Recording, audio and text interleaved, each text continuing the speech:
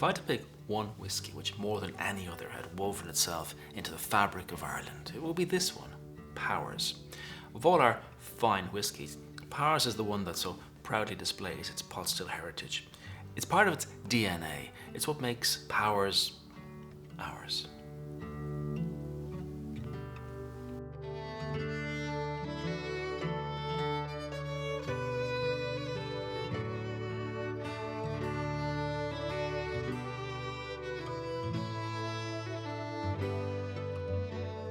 John Ryan was the last member of the Powers family to work for the company.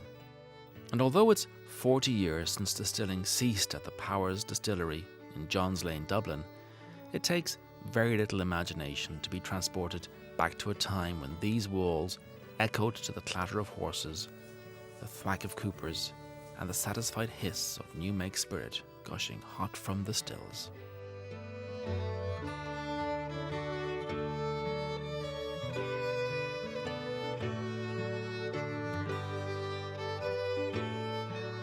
My father, my uncle, my grandfather, and two granduncles, all the way back to 1791, made whiskey. So in fact, if you cut me there, you'll find some blood, but not much, because the rest, I'm glad to say, is whiskey. Johns Lane Distillery in Thomas Street in Dublin became the headquarters in Ireland and in fact in the world of the art of making pot still whiskey.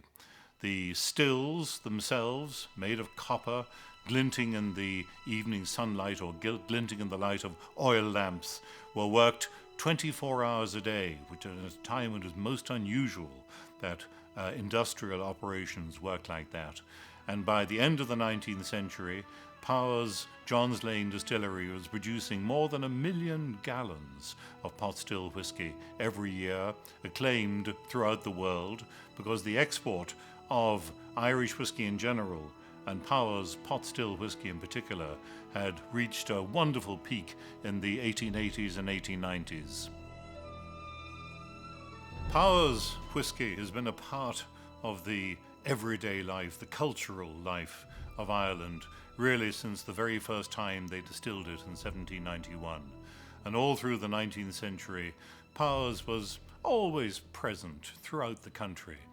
For ordinary, everyday events. People didn't drink much at home in those days, but when they went to the fair, for example, when they sold a cow or a couple of sheep, they would go and celebrate by buying a glass of Powers Gold Label in the pub.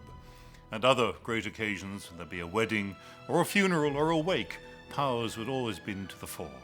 Powers was the whiskey of Ireland, of the Irish, often been described as the Irish preferred.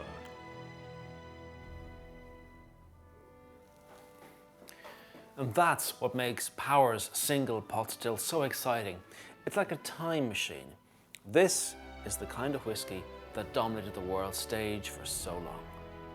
In 1887, a man called Alfred Barnard was commissioned by Harper's Gazette, the trade paper of the whiskey trade in England, to visit all of the whiskey distilleries of the United Kingdom. And after 2 years' intensive study, he wrote this magnificent volume called The Whiskey Distilleries of the United Kingdom. And he gave a detailed write-up of each one of them. And Barnard wrote 4 or 5 pages on Johns Lane Distillery with wonderful illustrations. And at the end of his visit, he was invited by the partners to have lunch with them. And the partners included 2 of my great uncles. And he wrote in his book as follows: "On completing our tour of inspection over the distillery, we accepted the hospitality of the partners and did ample justice to a substantial luncheon. We had previously sampled the firm's make of 1885, which we thought good and most useful, either as a single or a blending whiskey.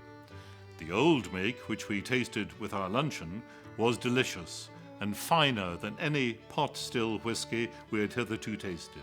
It was as perfect in flavour and as pronounced in the ancient aroma of Irish whiskey from the pot still, so dear to the hearts of the connoisseurs as one could possibly desire, and we found a small flask of it very useful afterwards on our journeys." What made and continues to make Powers so unique is the distillate itself and not the wood it was matured in. There's a purity and a simplicity at work here that's as timeless as the country itself. Sláinte.